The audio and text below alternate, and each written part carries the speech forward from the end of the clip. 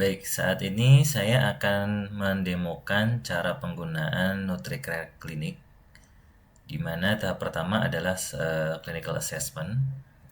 Di sini saya ambil data dummy saja, misalnya 001, nama lengkap, Wijaya, umur 40, gender laki-laki ya, tinggi 170, berat 80, kemudian level aktivitas fisik aktif atau sedang ya. Kondisi umum, tidak ada permasalahan apapun. Status BMI-nya overweight ya, resiko sedang. Kemudian yang tahap kedua adalah NST ya, screening gizi. Apakah terlihat kurus? Tidak. Penurunan berat badan tidak sengaja ya dalam 6 bulan terakhir, tidak.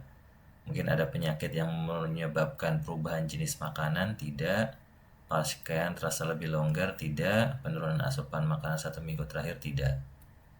Lalu dari gejala klinis dan fisik, apakah merasa lemah? Tidak. Lingkar lengan atasnya di bawah 23,5 cm, tidak ya. Tingkat edem atau bengkak mungkin di kaki ya, tidak ada. Penumpukan cairan di rongga perut atau asites juga tidak ada. Oke, kita pakai terapkan diagnosis ini ya. Jadi diet rendah kalori sarannya, pembatasan asupan. Selanjutnya adalah karena kita ingin weight loss ya, kita buat ukuran di sini juga snacknya dibuat lebih sedikit saja. Hasil perhitungan nutrisinya demikian, dari total kalori yang dibutuhkan, protein, karbohidrat, dan lemak ya. Sarannya adalah 13 gelas per hari untuk cairan atau minum. Kemudian meal plan ya, meal plan ini bisa kita tambahkan misalnya bahan-bahan yang tersedia di rumah ya, ayam, ikan, kemudian kubis, wortel, sawi, dan sebagainya gitu ya. Nah, ini bisa kita tambahkan di sini ya, kita tambahkan. Dan ini AI-nya sedang mencoba untuk menganalisis kondisi dan menyusun menu yang optimal ya. Nah, sambil berjalan AI-nya, kita bisa juga langsung ke fase selanjutnya ya, dimana ini profilnya tadi ya, ringkasan secara keseluruhan ya. Nah, ini kita sudah bisa langsung ekspor PDF ya. Ekspor PDF-nya nanti hasilnya akan semacam ini.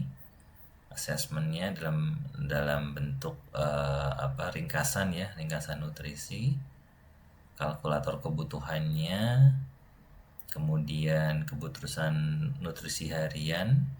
Ini adalah contoh saja dari salah satu menu ya, makan pagi, siang, dan malam untuk belanja mingguan dan sebagainya. Dan ini ditandatangani oleh ahli gizi serta pasien atau dari keluarga ya. Sekarang kita lihat ke rencana menu di sini ya. Ini sudah dihasilkan oleh AI ya. Nasi uduk, nasi merah, ikan kembung, ayam panggang, tumis brokoli, wortel gitu ya. Snacknya buah apel dan kacang rebus. Ya, ini salah satu contoh saja bahwa di rencana menu ini ya, rekomendasi AI-nya sudah berjalan ya. Rencana ini disusun untuk Bapak Wijaya ya, dengan kondisi semacam ini. Kemudian dari targetnya ya, sarapannya, makan siang, makan malam, snacknya ya, termasuk ada tips ya, dan perhatian klinis ya. Kalau memang sesuai atau tidak sesuai bisa kita berikan rekomendasi di sini ya. Jadi ini adalah salah satu contoh kondisi ya, ketika kita misalkan punya ayam, ikan, kubis, wortel, sawi, maka bisa kita contohkan di sini menu-menunya yang bisa dibuat ya dari bahan yang ada gitu. Kemudian selanjutnya adalah bagian monitoring ya.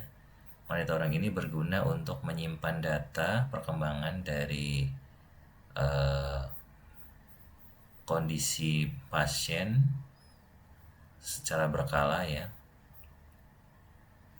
Kalau kita tidak ada ya sudah cukup ya, dan kita bisa set target otomatisnya untuk proses rehabilitasi. Di bagian ini juga ada bantuan ya, dimana bantuan ini isinya adalah tentang bagaimana sistem ini bekerja dengan perhitungan-perhitungan yang sudah disesuaikan sesuai dengan kebutuhan yang ada, dan formulanya ini sudah disesuaikan dengan saran rekomendasi dari ahli gizi. Demikian sedikit tutorial penggunaan aplikasi ini. Terima kasih.